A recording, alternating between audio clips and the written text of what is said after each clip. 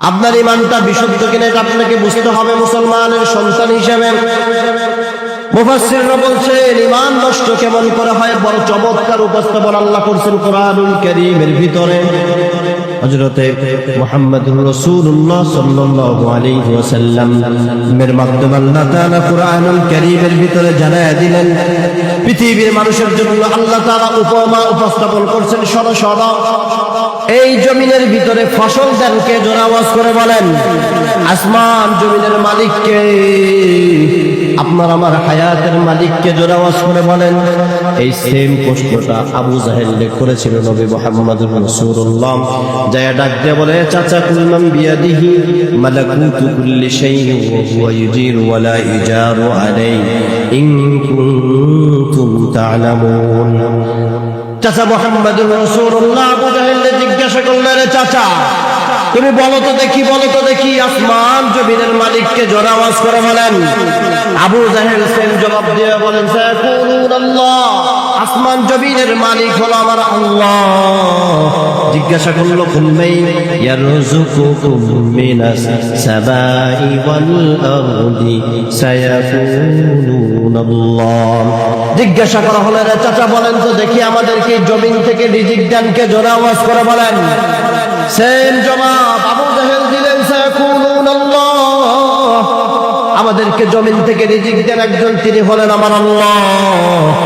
এবার নবী মুহাম্মদুর রাসূলুল্লাহ পাল্টা প্রশ্ন তাকে করলেন, রে চাচা শোনো শোনো, আসমান জমিনের মালিক যদি আল্লাহ হয়, হায়াতের মালিক যদি আল্লাহ হয়, জমিন থেকে রিজিক যদি আমার মালিক দিয়ে থাকেন, তাহলে তুমি কেন লাত মানাত উজ্জার হবনের গায়ে দুধ ঢালো, তার সামনে গিয়ে সিন্নি দাও, তার জন্য পরশ মান্যত করো? কারণটা কি বলো তো দেখি।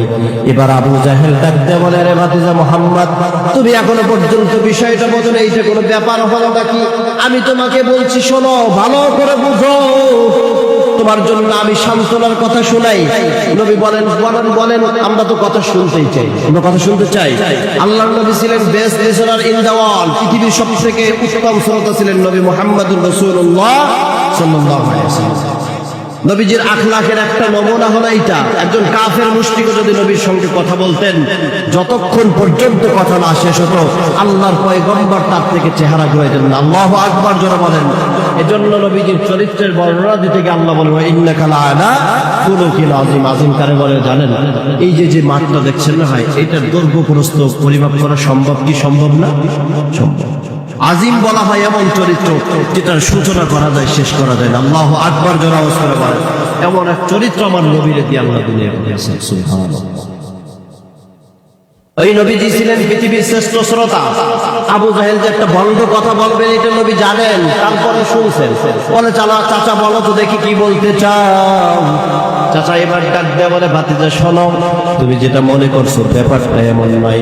লাত মানাত উজ্জা হবল আমাদেরকে রিজিক দেয়, ব্যাপারটা এমন নয়। আমাদেরকে জীবন দেয়, ব্যাপারটা মোটেও এমন নয়। তাহলে তাদের যে সিন্নি দেন কারণ কি? তাদের যে দুধ ঢালেন কারণটা কি? ডাক দেয়া বলে, চাচা ভাতিজা শোনো, মা না'বুদুহুম ইল্লা লিয়ুকাররিবুনা ইলাল্লাহি যুলফা।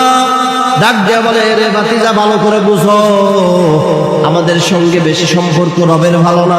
এই যে ল্যাংটা হয়ে এই তওয়াব করি, মানুষের উপরে জুলুম করি, অমুকের জমি দখল নিলাম, টেন্ডারবাজি করি, সিন্ডিকেট করি, এই যে মানুষের সাথে ক্ষতি করতেই থাকি, অপরাধের কোনো শেষ নাই। এই কারণে কাবার মালিকের সাথে আমার সম্পর্ক বেশি ভালো না, যার কারণে এই লাত মানাত উজ্জা হবলেরা কোনো অপরাধ করে না। অগজাইয়া সিন্নি দেয়, ওরা খুশি হইয়া আল্লাহরে বলবে, বিনিময় এই জমিনের ভিতরে ফসল ভালো হবে। বুঝে থাকলে বলেন তো কথাটার ভিতরে ঠিক আছে? জোরে আওয়াজ করে বলেন, কথা ঠিক আছে? এই সেম কোয়ালিটির আবু জাহেল মার্কা মুসলমান এই জমিনে আছে না নাই? জোরে আওয়াজ করে বলেন। প্রমাণ দিচ্ছি, ভালো করে মনের কান দিয়ে গভীর মনোযোগে বোঝার চেষ্টা করেন মুসলমান, ভালো করে বুঝেন। দেখবেন শীতের সকালে চাচা গরু একটারে সাজাইছে সুন্দর কইরা, গলার ভিতর মালা লাগাইছে, রশি নিয়ে টানতে টানতে রওনা হয়েছে। সকালবেলা তেমন একটা মানুষ বের হয় না। ফজরের নামাজে কিছু দাড়ি পাকা মুরব্বী বাবারা নামাজ শেষ করে বের হয়েছে। পথে দেখা, কিরে ভাই কই যাও? গরু নিয়ে এত সকাল সকাল ছুটলা কোথায়, এত সুন্দর করে সাজায়? কই ভাই যাইতেছি অমুক দরবারে। দরবারে যাও, ভালো কথাতে গরু নিয়ে যাও, যে ঘটনা কি? কারণ আছে, কারণ আছে, শোনো, এমনিতে গরু নেই না। কারণ কি? ওই ছেলেটা বিবাহ দিলাম, 7 বছর হয়ে গেছে, এখনো পর্যন্ত সন্তান হয় না। তাহলে গরু নেওয়ার সাথে সন্তানের সম্পর্ক কি? ওই সম্পর্ক আছে। শোনো, আমরা পাপী মানুষ, সন্তান হয়তো বা পাপ করে, যার কারণে আল্লাহ নারাজ সন্তান দেয় না। দরবারওয়ালার সাথে মালিকের সাথে বড় সম্পর্ক ভালো। গরু যদি দরবারে দেয়, মালিক খুশি হবে, আর ওই দরবারওয়ালা আল্লাহরে বলবে, বিনিময় আমার সন্তানের ঘরে সন্তান আসবে। নাউজুবিল্লাহ, জোরে আওয়াজ করে বলেন। কোনো পার্থক্য না, আপনি আপনার ঈমান পবিত্র করতে পারেন না। আল্লাহ আমাদের ঈমানকে পবিত্র করার তৌফিক দান করুক, আমিন বলেন।